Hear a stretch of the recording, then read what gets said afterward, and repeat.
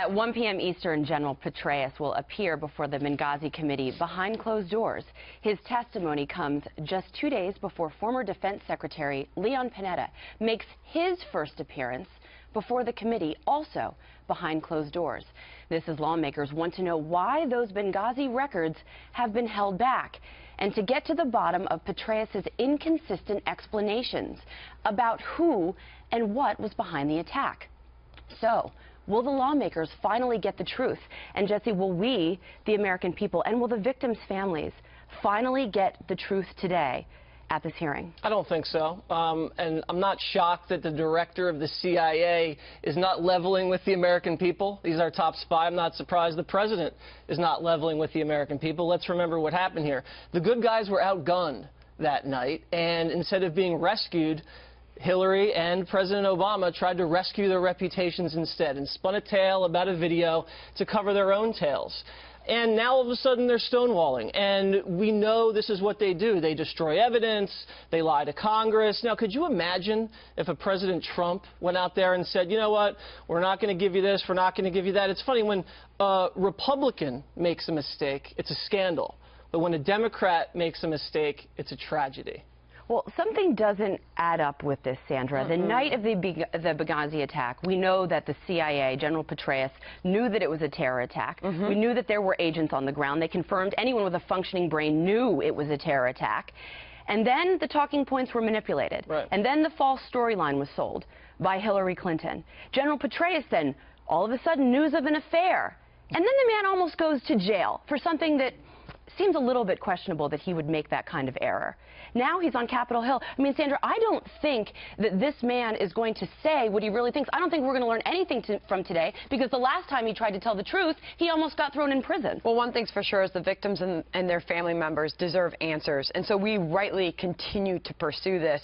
And obviously the question here is will this unveil the smoking gun? Everybody thought that 11-hour marathon testimony by Hillary Clinton was going to unveil the smoking gun. It didn't. Do you really think, Andrea, that we're going to finally get to the bottom of this? No, we're not. And Harris, you look at the other guy that's testifying, and that's Leon Panetta, a lifelong Clinton guy. I mean, you're not going to get to the bottom of this in these closed-door hearings. They're not going to say what really happened, and there's so many questions that remain. Why did Hillary Clinton look into the eyes of those families and lie about how their family members die and blame it on a video? People should be in prison. I want to know what's in these key documents that they think is so hurtful, though. Because it's more than, right? I see you nodding your head, Elizabeth. I think it's more than just what we do know. It's what we don't know in all of this. I mean, look at the deal with Iran, side deals. What are the side issues around Benghazi? We do know reports of militants that had taken up in the building just adjacent to our consulate who had some heavy power weaponry up on top of their roof. I mean, we know those guys are massing just next door. Are there more details on maybe the militants that were just, you know, propped up next door to our guys?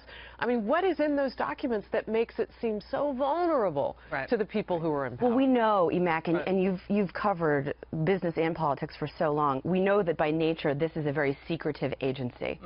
But we do know that there have been efforts to get these documents, and we do know what happened on the ground. What do you think? Well, what's interesting is now you see reports that, oh, the Benghazi probe is lasting longer than the 9/11 Commission. You know, this is, again, stonewalling on the part of the individuals involved and part of Democrats who continue to attack the Benghazi probe. And the issue now is it's going to backfire, potentially, because this House Select Committee could come out with their report in the middle of Hillary Clinton trying to make a run, you know, if she does become the nominee next year. For the first time that we're seeing Jeremy Bash, who's the Pentagon's chief of staff, possibly, for the first time, testifying. We may get some information out of that. But again, Hillary Clinton faces some fallout here if the Benghazi report comes out in the middle of next year. Harrison, very quickly, I just want to add on this intel point, what has been done to our intelligence community, we know, because of General Flynn testifying that intelligence officers have been pressured by this administration to change the intelligence. I even wonder what is going on behind the scenes on that, and what is in those documents. What we've seen with this administration are a number of leaks, and so now the question becomes, will they leak any of these documents? We'll just report it as it happens. They sent them to the Senate Intel Committee.